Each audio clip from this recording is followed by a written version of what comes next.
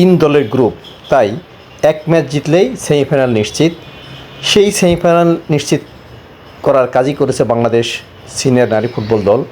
গতকাল তারা মালদ্বীপকে সাফ নারী ফুটবলের গ্রুপ পর্বের ম্যাচে 4-2 গোলে হারিয়েছে। এই জয়ের ফলে বাংলাদেশ চলে গেছে সেমিফাইনালে, কারণ মালদ্বীপ আগের ম্যাচে ভারতের কাছে 11-0 হেরেছিল। তাই বাংলাদেশ এবং ভারতের 31 মের খেলাটি হবে গ্রুপের শীর্ষস্থান নির্ধারণী। ওই ম্যাচে বাংলাদেশ যদি ভারতকে হারাতে পারে তাহলে গ্রুপ সেরা হবে, গ্রুপ চ্যাম্পিয়ন হবে। তখন তারা সেমিফাইনালে পাবে এই গ্রুপের রানার্স আপ দলকে।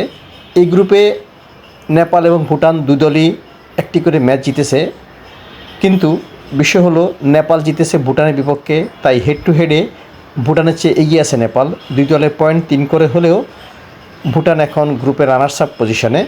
অন্যদিকে শ্রীলঙ্কার বিদায় প্রায় নিশ্চিত। শ্রীলঙ্কা ওই গ্রুপে হেরে গেছে ভুটানের কাছে। আর বি গ্রুপ থেকে মালদ্বীপ বিদায় নিয়েছে টানা 2 ম্যাচে হেরে। এখন বাংলাদেশের মূল লক্ষ্য হলো 31 মে ভারতের বিপক্ষে জেতা। যে টানা 2টি জয় তারা 2022 এবং 2024 সাফে কাঠমান্ডুর মাঠে ভারতের বিপক্ষে পেয়েছিল, সেই ধারায় যদি তারা অব্যাহত রাখতে পারে গোয়ার মারগাঁও স্টেডিয়ামে, তাহলে বাংলাদেশের আরেকটি সাফল্য থাকবে ভারতের বিপক্ষে, হ্যাটট্রিক জয় হবে ভারতের বিপক্ষে। তবে প্রশ্ন হচ্ছে, বাংলাদেশ কি পারবে ভারতকে হারাতে?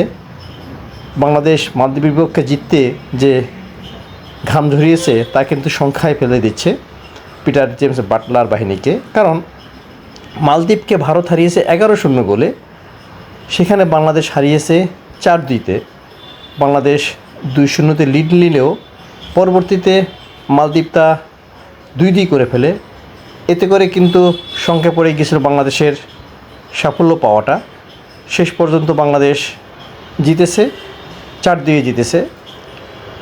এই ম্যাচে জাতীয় দলে প্রথম গোল করেছেন সুইডেন প্রবাসী অনিকা রানিয়া সিদ্দিকি, স্থানীয় উমেহলা মার্মা এবং সৌরভী আকন প্রীতি। আর শেষ গোলটি করেছেন, অর্থাৎ জয় নিশ্চিত হওয়া গোলটি করেছেন কোহাতি কিস্কু। ঋতুপর্ণার কর্নার থেকে তার হেডে বল জালে যায়। ঋতুপর্ণা কোনো গোল করতে না পারলেও 2 গোল হয়েছে তার পাস থেকে। এটি বাংলাদেশের ফুটবলের জন্য একটি ভালো দিক যে ঋতুপর্ণা গোল করাচ্ছেন। গোল করতে পারেননি, কিন্তু গোল করাচ্ছেন। তার চেষ্টা ব্যর্থ হয়েছিল, গোলের চেষ্টা। তবে প্রশ্ন হচ্ছে, আসলে ভারতের বিপক্ষে বাংলাদেশ জিততে পারবে, কিংবা সেমিফাইনালে বাংলাদেশ কি জয় পাবে? প্রশ্নটা এই কারণেই, কারণ সেই highland defence, coach Peter James Butler যে হাইল্যান্ড ডিফেন্সে খেলাচ্ছেন, সেই হাইল্যান্ড ডিফেন্সের কারণেই কিন্তু মালদ্বীপের সাথে 2 গোল খেতে হয়েছে।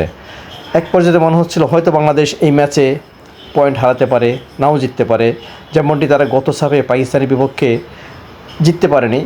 গ্রুপ পর্বের ম্যাচে শেষ মুহূর্তের গোলে বাংলাদেশ 1-1 ড্র করেছিল।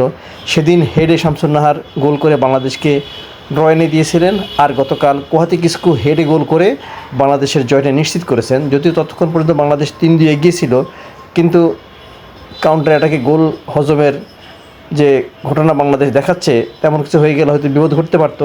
সেটি অবসর করতে পারেনি মালদ্বীপের খেলোয়াড়রা। বাংলাদেশ শেষ দিকে একচিটি আক্রমণ করেই কিন্তু ম্যাচটি জিতে নিয়েছে। 4-2 জিতে তারা এখন স্বস্তিতে। তারা এখন অপেক্ষা আছে ভারতের মোকাবেলায়। ভারতকে তারা হারাবে ভারতের মাঠে, যা হবে আরেকটি প্রথম ঘটনা। সেই অপেক্ষায় বাংলাদেশ দল। এখন আমরা অপেক্ষায় আছি বাংলাদেশ সেই ম্যাচে ভারতকে হারাতে পারে কিনা। যদি ভারতকে হারাতে পারে তাহলে গ্রুপ চ্যাম্পিয়ন হিসেবে তারা পরের রাউন্ডে উঠবে। বাংলাদেশ মালদ্বীপের সাথে প্রথম গোল খেলো দূরপাল্লার শটে, বল ক্রসবারে লেগে গোললাইনের ভিতরে ড্রপ খেয়ে পরে মাঠে চলে আসে, সেটি গোল হিসেবে কাউন্ট হয়। এরপর আরেকটি কাউন্টার অ্যাটাক থেকে সেই হাইল্যান্ড ডিফেন্সের দুর্বলতাকে পুঁজি করে মিলিকে পরাজিত করেন মালদ্বীপের খেলোয়াড়। বাংলাদেশ দলের ডিফেন্সে প্রবলেম আছে, ফরওয়ার্ড লাইনে গোল পাচ্ছিলেন না স্ট্রাইকাররা। আনিকা প্রথম মিনিটে গোল দেওয়ার পর শামসুন্নার গোল মিস করেছেন, অন্য খেলোয়াড়রা গোলের দেখা পাননি। কয়েকটি চান্স মিস হওয়ার পর এরপর উমেহলা মারমার ডান পায়ের শট জালে যায়। পরবর্তীতে মালদ্বীপ স্কোর 2-2 করে ফেলে।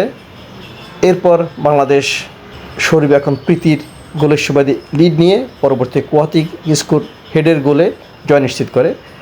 সাফের লেভেলে, বয়সভিত্তিক বা সিনিয়র লেভেলে গোল রক্ষকের হাত ফসকে এসে গোলের চান্স তৈরি হওয়াটা নতুন কিছু নেই। বাংলাদেশ এভাবে অনেকগুলো গোল পেয়েছে গোল রক্ষকের হাত ফসকে যাওয়া বল থেকে গোল করে। ঠিক একই কাজই করেছেন সৌরভী আকন প্রীতি। ডান দিক থেকে বাম দিক থেকে ঋতুপর্ণার ক্রস গোলরক্ষকের হাত ফসকে বেরিয়ে যাওয়ার পর সেই বলে সৌরভী আকন প্রীতি ছুটে এসে ভলি মেরে বল জালে পাঠান। আর এর মাধ্যমে কিন্তু বাংলাদেশের জয় নিশ্চিত হয়েছে। কিন্তু বাংলাদেশের ডিফেন্স, ফরওয়ার্ড লাইন এবং মিডফিল্ডে যে দুর্বলতা চোখে পড়েছে, ভারতের বিপক্ষে যদি এটি অব্যাহত থাকে তাহলে কিন্তু জেতাটা কঠিন হবে। যদিও সেমিফাইনাল নিশ্চিত, তখন ভারতের কাছে হেরে গেলে সেমিফাইনালে বাংলাদেশকে মোকাবেলা করতে হবে এই গ্রুপের চ্যাম্পিয়ন দলকে। নেপাল অথবা ভুটান যে কোনো একটিকে তারা পাবে। সেখানে যদি ভুটানকে পাওয়া যায় বা নেপালকে পাওয়া যায়, সেখানে জেতাটা কঠিন হতে পারে যদি এই ধরনের হাইল্যান্ড ডিফেন্সের সমস্যা থেকেই যায়। যদি কোচ পিটার বাটলার জোর দিয়ে বললেন তিনি কৌশল চেঞ্জ করাবেন না, তিনি ইয়াং খেলোয়াড়দের সুযোগ দিচ্ছেন, ভবিষ্যতে বাংলাদেশে খেলার সুযোগ বের করছেন, সবই ঠিক আছে। যেহেতু দল জিতছে এখন তাকে স্যালুট দিতেই হবে।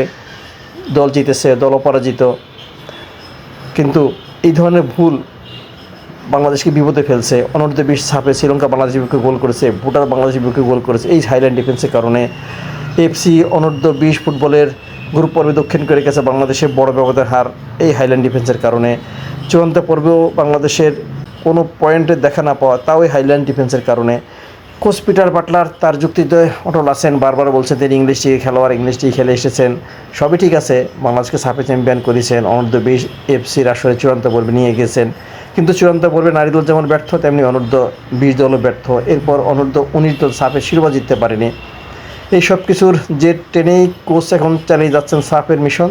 দেখা যাক শেষ পর্যন্ত বাংলাদেশ জিততে পারে কিনা ভারতের বিপক্ষে, এবং সেই হ্যাটট্রিক শিরোপা মিশনে তারা সফল হয় কিনা। বাংলাদেশকে এখন 3টি ম্যাচ খেলতে হবে, এর মধ্যে সেমিফাইনাল এবং ফাইনাল জিতলে বাংলাদেশ হ্যাটট্রিক শিরোপা নিয়ে ভারতের মাঠ থেকে ফিরতে পারবে এবং ভারতের মাঠে প্রথমবারের মতো শিরোপা জয় করা হবে বাংলাদেশের কোনো ফুটবল দলের। আমরা আশা করব নতুন অধিনায়ক মারিয়া মান্ডার নেতৃত্বে এবং কোচ পিটার বাট্টা সহ অন্য খেলোয়াড়দের সম্মিলিত প্রচেষ্টায় এবার ভারত জয় করে আসবে বাংলাদেশের নারী ফুটবল দল।